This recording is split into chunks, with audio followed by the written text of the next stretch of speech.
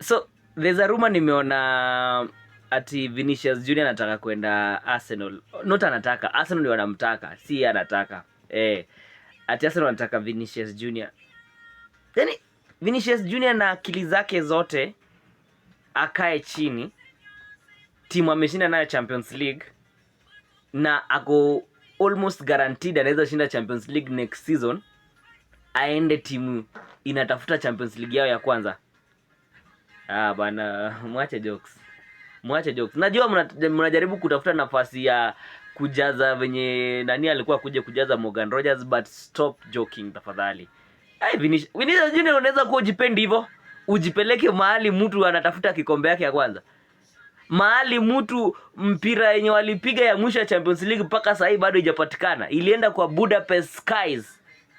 Mpaka sasa hiyo boli haijapatikana. Uende huko. Vinicius, don't try that.